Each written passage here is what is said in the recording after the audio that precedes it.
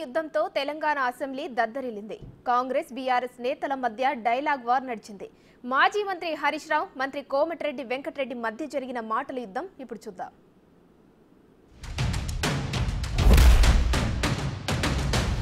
కోమటిరెడ్డి గారికి ఘాటుగా సమాధానం చెప్పగలుగుతా, కానీ నా బాధ ఏంటంటే ఇట్ విల్ డీవియేట్. ఆయనకేమో హాఫ్ నాలెడ్జ్.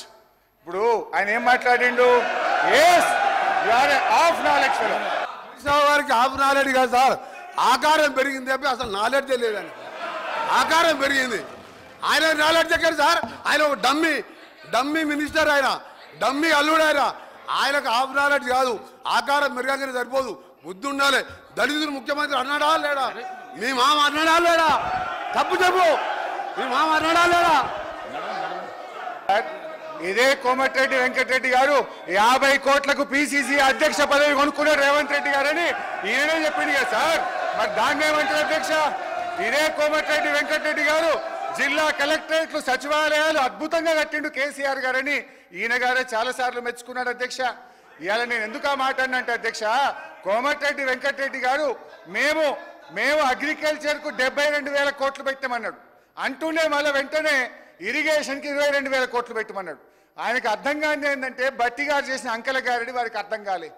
వారు పెట్టిన అగ్రికల్చర్ 72,000 కోట్లలో అన్ననే ఇరిగేషన్ ఉన్నది, అన్ననే కరెంట్ ఉన్నది, అన్ని కలిపి మాయ చేసి అగ్రికల్చర్కి ఏదో ఎక్కువ పెట్టినా అని బట్టి గారు చేసిన మాయను ఆయన అర్థం చేసుకోక అగ్రికల్చర్ 72 వేరే చెప్పిండు, ఇరిగేషన్ 22 వేరేగా చెప్పిండు. అందువల్ల నేను ఆ మాట అన్న తప్ప వేరే అనలే. ఆయనకి ఇబ్బంది అయితే నాకు అభ్యంతరం లేదు. వెళ్ళాను, అక్కడ ఆపరేటర్, బస్ అయిన ఆపరేటర్ వీడియో రికార్డింగ్ ఉన్నది. నా సర్వీసులో 9 ఏళ్ళు అయింది సార్. ఎలక్షన్ల ముందు 9 ఏళ్ళకెళ్ళి సర్వీసులో ఉన్నా. ఇక్కడ ఎప్పుడు కూడా 14 గంటల కరెంటు రాలేదని నాకు రికార్డు తీసి చూపిస్తే రాత్రి లాగ్ బుక్లు వాపసు తీసుకొచ్చాడు.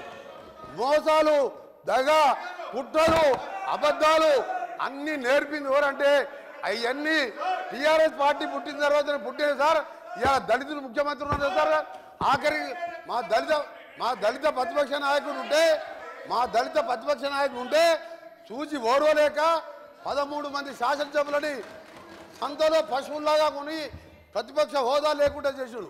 ఇవాళ హరీష్ రావు గారు మాట్లాడితే సార్, ఇవాళ దయ్యాలు వేదాలు వెళ్తున్నాయి. మొత్తం మోసం, దగ.